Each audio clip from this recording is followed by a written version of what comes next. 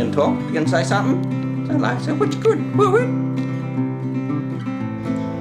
Here's my little homemade worm farm.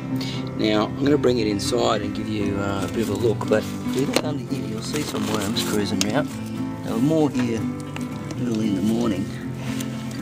They come up to breed and lay eggs and things, so you know there's a few thousand worms in here. We just keep the paper on top and just spray it with this little spray bottle here just to keep it moist. And I'm going to bring it inside and talk with you a little bit more about it, and you know what's the good and the bad about this type of worm farm. G'day my friends, Marty and Tari from Marty's Garden on YouTube. How you going today? It's just a quick update about our container garden that we have out on the patio, or patio as we say in Australia. And basically what we've been doing is moving all the worms from the original worm farm we've had going for about a year now, and had some pretty good success. We've got thousands and thousands of worms. Well, we like to think it's pretty successful. And yeah, what we've done is just moved them into this container, and I'll tell you a little bit about this container. It's just like what you guys like to call them tote. We just call them a bucket or a box here, and you get them from all the little cheap $1 shops that we have around Australia, and also from Bunnings as well. I just got this from one of the cheap $1 shops. I think this cost me about $5 for this bucket. Now what I did is I filled it full of mushroom compost at the bottom, because it's got a fairly good ratio. It's just slightly acidic, which is okay for the worms. And then I just put cow manure on top. Now what I want them to do is just eat through this bedding. And there's Snowflake, he's going hard, the bird. Quiet. Okay. He's going to come out now.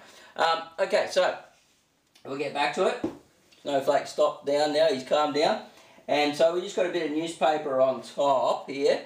And, you know, they can escape out of here. I don't even have a lid on here yet, but because there's so much food in here and it's moist enough, don't worry about it. Now, I was watching a video from Larry Hall, and he was talking about not drilling holes in the bottom and not having it sit in a container such as this underneath to catch it, because it can go anaerobic. Now, this one I've decided not to drill any holes yet. I did go out and buy a drill yesterday. I'm going to be making some different ones for catching the liquid, because I like to make the liquid fertiliser as well. But this one I just wanted to eat through this, just chew through this and turn it into the castings, so the compost, and yeah, and put it in the containers, because you get some totally amazing results when you've got worm castings in your containers.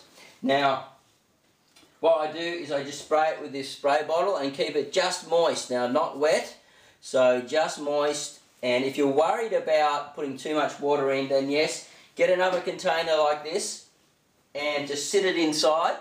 But make sure you don't let the moisture sit too long in there. Just pour it out on your plants every day, and then just drain it through, and then you'll have liquid fertiliser and it won't go anaerobic. The other way is to put a little tap in there, just drill a hole and put a little grommet in there and put a little tap, and then stand it up so it's got a bit of an angle so it leans down. Now just let's get some worms out, Karen. We'll have a big scoop in here and see what we can find. See, look, you see I just took one scoop, and you can see all those worms. There's heaps of worms in here. And that scoop that I took was mostly from, I've got about that much cow manure on top. Might be a bit too much, but I'm not too worried. They're going to eat through that mushroom compost. They'll eat through the cow manure. The cow manure provides an extra microbe that's really good for when you're doing your fertilising, making the liquid fertiliser, and also for the composting system. And an Australian guy from earthlyworms.com.au down in behind Moorlambar put me onto that. But you've got to make sure that the manure is really old. You can't give them fresh manure, they don't really like it. Earthworms do, but not so much the composting worms. And it's a composting worm, we use red tigers. I've got red tigers in here. They consume a lot of food really quickly, and if it's moist enough and there's plenty of food, they're not going to go anywhere. So we're going to be making some other types of worm farms, and some things like little carry-ons and different stuff, and show you what we're doing in here. Just remember that when you use the water, you don't use direct town water with chlorine in it. They really don't like it, so you need to watch the other video. It shows you how to remove the chlorine. And yeah, don't give them that chlorinated water. There's one of Cara's toys that she just made this morning. And so, yeah, as we're getting lots of worms, we're going to be moving them into these other systems, and we're still cleaning out the other big system. So you should get plenty of tips and things along the way from myself. And we got my daughter in here that's coming and learning as we're doing this. You know, she loves nature and may be an ambassador for sustainable living. We'll just wait and see.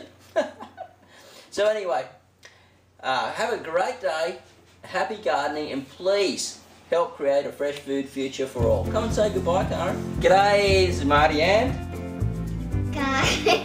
from Marty's Garden. And, you know, we're hoping that you like the videos. We've got heaps more new stuff coming real soon. Not only about, I guess the bird, not only about on the patio and in the containers, but also out in other people's gardens, sustainable gardens, organic gardens, different small space gardens, and all around the place. We're going on a real adventure, and we'd like you to come on the journey with us. So please click the subscribe button, Push the subscribe button, click the like button, click the thumbs up, click the thumbs up, and leave a comment or question down below. See you, Karen, and we'll see you soon. bye. Have a great day.